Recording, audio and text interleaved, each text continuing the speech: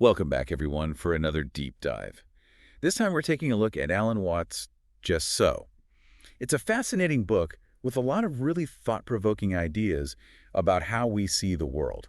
It is, He really makes you rethink some pretty fundamental assumptions, doesn't he? He really does, like the laws of nature. I mean, we tend to think of those as, like fixed universal truths, but Watts suggests something quite different. Oh, absolutely. He really kind of turns that on its head, like take the laws of physics. Okay, yeah, so did we invent physics or did we discover it? Yeah, that's exactly the kind of question he pushes us to consider, right? And he uses this great analogy, a ruler measuring wood. He says the inches don't actually exist in the wood itself, right? They're just a system that we've kind of imposed on it to make sense of it. And similarly, he says the laws of physics are models we've created. They're not wrong, but they're a certain way of looking at things. Okay, so it's not that, like F equals MA is wrong. It's like a framework we built. Yeah. So what does that mean then for how we understand the universe, especially this idea of interconnectedness? Well, he would say that it can blind us a bit to the interconnected and dynamic nature of reality. He wants us to see that everything is context, that our behavior, our identity, even our understanding of the universe is shaped by its relationships, by the interactions, by the larger web of existence. Okay, so instead of focusing on these kind of like rigid, separate laws, we should be looking more at the interconnectedness of it all. So it's not just these individuals bouncing around in a vacuum. Right, exactly. He wants us to see that we are the universe. We're the universe experiencing itself. And he uses this great image of a dewdrop, right? You look at a dewdrop and it reflects everything around it, right? So the entire world is mirrored in that tiny drop, just like each individual reflects the universe and vice versa. Wow. That's such a powerful image. It makes me think about quantum physics. It's almost like that idea where everything is interconnected at a fundamental level. Those experiments like spooky action at a distance. The particles separated by vast distances somehow still know what's happening to each other. Exactly. And, modern science is kind of coming around to some of these ideas that Watts was exploring decades ago. Oh, wow. Like what? Well, like the holographic principle, for instance. Okay. Which suggests that, like information about the whole universe might actually be encoded in every single part of it. Just like, a fragment of a hologram can actually recreate the entire picture. Wow. It's mind-blowing to think that this interconnectedness, it might be woven into the very fabric of reality. But how does this connect back to our everyday lives? I mean, if we're all part of this grand web of existence, how does that change how we interact with others, how we see the world, or even just how we go about our day? Well, that's where Watts gets really practical. He talks about the importance of going with the universe, understanding that we're part of a larger flow, and our attempts to kind of control and dominate can lead to disharmony. Like we're trying to force a river to flow uphill, right? Exactly. So instead of resisting, he suggests we learn to swim with it. So instead of resisting, we should learn to swim with the current, so to speak. Yeah, exactly. But what does that actually look like? Well, he talks a lot about understanding context, Who you are at work is probably different from who you are at home with your family, right? And both of those selves are part of a larger dance, a cosmic interplay of energies and influences.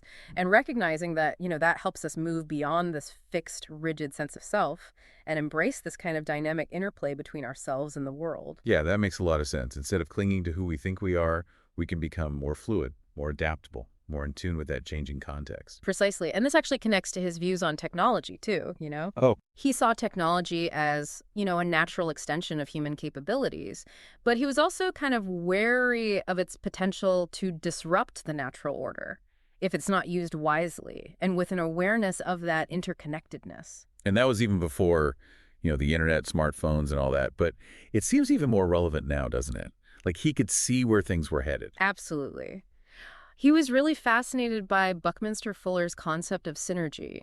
This idea that complex systems, like the interconnected web of technology and nature, possess an intelligence that's greater than the sum of their parts. And, Fuller even predicted the emergence of what he called a one-world town, right? Right. Because of how interconnected technology and transportation are becoming. And that's really playing out today, isn't it? Oh, absolutely. Global communication is instantaneous, travel is more accessible than ever, and the lines between cultures are kind of blurring. So we're all becoming part of this massive interconnected system, whether we realize it or not. Exactly. Which kind of begs the question, what does this interconnectedness mean for us? for our sense of self in this, this increasingly interconnected world. It makes me think about those online communities like virtual worlds where people create avatars and interact in these digital spaces, right? I mean, is that a form of interconnectedness or is it just another way of kind of escaping from the real world? Yeah, that's a really fascinating question. And I think Watts would probably argue it depends on how we approach it. If we use technology to deepen our connection with ourselves, with each other, and the natural world, then it can be a really powerful tool. But if we use it to create these kind of artificial barriers, to isolate ourselves, to escape from the messiness of being human, then it can lead to even greater fragmentation. So it's not technology itself, it's how we use it. Exactly. It's about our intention. Okay, so like a hammer can be used to build a house or to break something down. It's all about how you use it. Right. And that leads us to another really important part of Watt's thinking, his critique of materialism. Now, he wasn't anti-stuff, right? Right. But he was very critical of the way that we often use material possessions to define ourselves, to create a sense of separation. Yeah, he talked about that, like, being obsessed with having a fancy house or car just to show off, Yes, exactly. And he saw that as a distraction from true wealth. which is more about the present moment, Mm. appreciating nature, the simple pleasures. Right. He makes this really interesting distinction between material and abstract. For Watts, true materialism was actually about appreciating the physical present, the sensory experience of being alive, like really being a part of this interconnected web. So it's not about, like, the stuff. It's about the experience of living. So Mm. finding joy in, like, everyday activities, like Mhm. cooking a delicious meal or going for a walk, having a good conversation with a loved one. Exactly. Wow. Fully engaging with the world, fully present, fully alive. Yeah. Okay, and that brings us to another one of his key insights, the limitations of language. Mhm. Like, how do you describe the taste of water to someone who's never had it? You can't, you just have to experience it. Exactly. Right. And Watts believed that that applied to so much of life, especially when it comes to understanding interconnectedness. He talked about this unspeakable world, this realm of experience that's beyond our words, beyond our categories. So we can't fully grasp this idea of interconnectedness through logic or language alone. We have to, like, feel it, experience it directly. But how do we do that? Well, he suggested that we need to cultivate a sense of awareness, being present in the moment, paying attention to the subtle connections, the interactions, the things that are happening all around us all the time. Like tuning into that symphony of existence, Yeah. being aware of all the music that's playing even when we're not listening. Beautifully put. Thank you. And he believed that awareness was the key to unlocking a deeper understanding of ourselves and our place in it all, in this web of life. Yeah, it's like the more we pay attention, the more we see those threads that connect us to everything else. Mhm. But wouldn't that be kind of overwhelming? Like if we're constantly aware of all of those connections, I mean, how do we even function in the world? Yeah, it's a valid concern. But Watts would say it's not about being overwhelmed. It's about finding a balance between that awareness and action, contemplation and engagement. He saw life as this kind of dance between the two. So it's not about checking out, right? No, not at all. It's about bringing that awareness into our everyday lives, how Mhm. we interact, how we make decisions, how we approach the challenges and opportunities. Precisely. And he believed that this kind of mindful engagement, this understanding of our interconnectedness, could lead to a much more compassionate and sustainable, even joyful way of living. It's about recognizing that our actions, no matter how small, have an impact, that we can create positive change. This reminds me of what he said about spirituality. He wasn't really a fan of dogma or rigid rituals, was he? It seems more like he saw spirituality as this art form, this way of expressing this connection to everything, to the mystery of existence. Absolutely. He saw spiritual practices, things like meditation, yoga, even spending time in nature, as ways to cultivate awareness, this sense of belonging to something larger. And he believed that that sense of belonging was absolutely essential for well-being, for finding meaning and purpose, in this world that can sometimes feel chaotic and disconnected. Yeah, it can feel really fragmented at times. Good care. So it's about tapping into that feeling of being part of something bigger, right? Being connected to something beyond ourselves. Exactly. And Watts was always emphasizing the joy of discovery, that kind of childlike wonder. Like he was reminding us to stop taking things so seriously and just enjoy the ride, to find the beauty and the humor in the messiness of it all. Yeah, I love that. The messy, interconnected tapestry of life. Yeah, it's a beautiful way to put it, isn't it? It is. It really captures that sense of everything being woven together. Yeah. Even the chaotic and difficult parts have their place in the grand scheme of things. Right, and this ties into another key aspect of his thinking, this idea of letting go, surrendering to the flow, embracing the unknown. He talks about wiggling, not clinging to rigid identities, allowing ourselves to be shaped by the context of our experience. Okay, wiggling with the universe. I like that. Yeah, right. It's a great metaphor, isn't it? So instead of trying to control everything, we can learn to dance with the flow. Trust the intelligence that's moving through everything, including us. Exactly. And he believed that this kind of surrender, this willingness to let go of control, was the key to unlocking real joy and creativity. It's about recognizing that we're not separate from the universe, but rather we are an expression of it. Our lives are part of this larger story. It's such a beautiful and radical idea. I wonder if we could really embrace this interconnectedness. How would that change how we live our lives, our relationships, our work, our relationship with the planet? That's the question he was always inviting us to ask, right? And he really believed that the answers are found through experience, through willingness to step outside of our comfort zones, challenge our assumptions, and embrace the messy, unpredictable, interconnected nature of it all. So instead of trying to force things to happen, instead of clinging to our ideas of how things should be, what if we just let go? That's what he was suggesting. He really believed that if we could surrender to the flow, to that interconnectedness, we would find ourselves exactly where we're supposed to be. Wow. Finding ourselves exactly where we're supposed to be. That's incredible. Like even with all the chaos and uncertainty, there's this underlying order. There's this sense of belonging that we can tap into. So we've really been going deep on this idea of interconnectedness. Is there a way to make this idea more tangible? How can we actually bring this awareness into our daily lives? Well, Watts talked a lot about what he called spiritual practice, but not in the traditional sense. He believed that even everyday activities could become spiritual practices. So it's not about like retreating to a monastery. Right, not necessarily. It's more about finding the sacred in the mundane. Okay, so how do you do that?